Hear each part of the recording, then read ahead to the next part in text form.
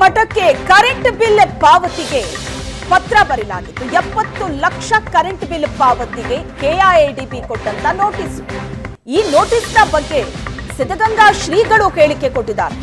ಮಠಕ್ಕೆ ಪತ್ರ ಬಂದಿರೋದು ನಿಜ ಅಂತ ಸಿದ್ಧಗಂಗಾ ಶ್ರೀಗಳು ಹೇಳಿಕೆ ಕೊಟ್ಟಿದ್ದಾರೆ. ಸಮಸ್ಯೆ ಪರಿಹಾರಕ್ಕೆ ಸರ್ಕಾರಕ್ಕೆ ಮಠದಿಂದ ಪತ್ರ ಬರೆಯಲಾಗುತ್ತೆ ಅಂತ ಚಾಮರಾಜನಗರದಲ್ಲಿ ಸಿದ್ಧಗಂಗಾ ಶ್ರೀಗಳು ಪ್ರತಿಕ್ರಿಯೆ ಕೊಟ್ಟಿದ್ದಾರೆ. ಮಠಕ್ಕೆ ಪತ್ರ ಬಂದಿರೋದು ನಿಜ ಅಂತ ಸಿದ್ಧಗಂಗಾ ಶ್ರೀಗಳು ಹೇಳಿದ್ದು, ಈ ಸಮಸ್ಯೆ ಪರಿಹಾರಕ್ಕೆ ಸರ್ಕಾರಕ್ಕೆ ಮಠದಿಂದ ಪತ್ರ ಹೋಗುತ್ತೆ ಅಂತ ಹೇಳಿಕೆ ಕೊಟ್ಟಿದ್ದಾರೆ ಸಿದ್ಧಗಂಗಾ ಶ್ರೀಗಳು.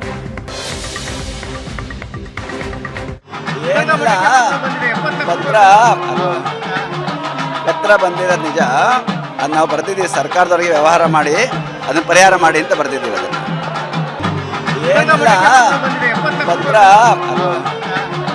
ಪತ್ರ ಬಂದಿರೋದು ನಿಜ, ಅದು ನಾವು ಬರ್ತಿದ್ದೀವಿ. ಸರ್ಕಾರದವರಿಗೆ ವ್ಯವಹಾರ ಮಾಡಿ ಅದನ್ನ ಪರಿಹಾರ ಮಾಡಿ ಅಂತ ಬರ್ತಿದ್ದೀವಿ.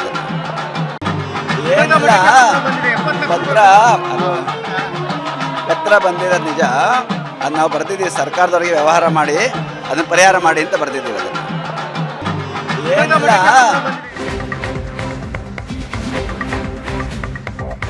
ಕೆಐಎಡಿಬಿ ನೋಟಿಸ್ಗೆ ಸಿದ್ಧಗಂಗಾ ಮಠದ ಪ್ರತಿಕ್ರಿಯೆ. ಸಿದ್ಧಲಿಂಗ ಸ್ವಾಮೀಜಿಗಳ ಲೆಟರ್ ಹೆಡ್ ನಲ್ಲಿ ಪ್ರತಿಕ್ರಿಯೆ ಕೊಡಲಾಗಿದೆ. ಕೆರೆ ನೀರನ್ನ ನಾವು ಸಿದ್ಧಗಂಗಾ ಮಠಕ್ಕೆ ಬಳಸಿಲ್ಲ. ಕೆರೆ ನೀರು ಶುದ್ಧೀಕರಣ ಘಟಕ ನಿರ್ಮಾಣ ಹಂತದಲ್ಲಿದೆ. ಇದು ಕರ್ನಾಟಕ ಸರ್ಕಾರ ಪ್ರಾಯೋಜಿತ ಸ್ಕೀಮ್ ಆಗಿದೆ. ನೀರಿನ ವಿದ್ಯುತ್ ಬಿಲ್ ಪಾವತಿಸೋದಕ್ಕೆ ಸಾಧ್ಯವಾಗೋದಿಲ್ಲ. ಸರ್ಕಾರವೇ ಬಜೆಟ್ನಲ್ಲಿ ವ್ಯವಸ್ಥೆ ಮಾಡುವಂತೆ ಕೋರಲಾಗಿದೆ. ಸಿದ್ಧಲಿಂಗ ಸ್ವಾಮೀಜಿಗಳ ಲೆಟರ್ ಹೆಡ್ ನಲ್ಲಿ ಮಠದಿಂದ ಸರ್ಕಾರಕ್ಕೆ ಈ ಪ್ರತಿಕ್ರಿಯೆ. 70 ಲಕ್ಷ ಬಿಲ್ ಪಾವತಿ ಮಾಡಿ ಅನ್ನೋ ಸೂಚನೆ ಮಠವನ್ನ ಶಾಕ್ಗೆ ತಳ್ಳಿತ್ತು. ಸಚಿವ ಎಂಬಿ ಪಾಟೀಲ್ ಈಗ ತಾನೇ ಹೇಳಿದ್ರು, ಮಠಕ್ಕೆ ಕೊಟ್ಟಂತಹ ನೋಟಿಸ್ ಅನ್ನ ವಾಪಸ್ ಪಡೆಯಲಾಗುತ್ತೆ. ಅಧಿಕಾರಿಗಳು ತಪ್ಪು ಮಾಡಿದ್ದಲ್ಲಿ ಅವರ ವಿರುದ್ಧ ಕ್ರಮ ಆಗತ್ತೆ ಅಂತ. ಮತ್ತೊಂದು ಕಡೆ ಸ್ವಾಮೀಜಿಗಳು ಕೂಡ ಈ ಬಗ್ಗೆ ಹೇಳಿಕೆ ಕೊಟ್ಟಿದ್ದಾರೆ.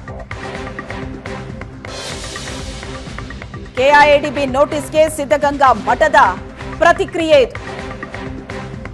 ಸ್ವಾಮೀಜಿಗಳ ಲೆಟರ್ ಹೆಡ್ ನಲ್ಲೇ ಸರ್ಕಾರಕ್ಕೆ ಪ್ರತಿಕ್ರಿಯೆ ಕೊಡಲಾಗಿದೆ. ಈ ಕೆರೆ ನೀರೇನಿದೆ ಇದನ್ನ ಮಠಕ್ಕೆ ಬಳಸಿಲ್ಲ.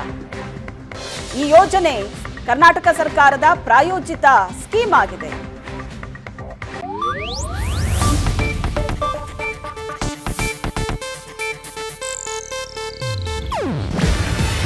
ಇದು ಏಷ್ಯಾನೆಟ್ ನ್ಯೂಸ್ ನೆಟ್ವರ್ಕ್ ಪ್ರಸ್ತುತಿ. ನೀವು ನೋಡ್ತಿದ್ದೀರಾ ಏಷ್ಯಾನೆಟ್ ಸುವರ್ಣ ನ್ಯೂಸ್.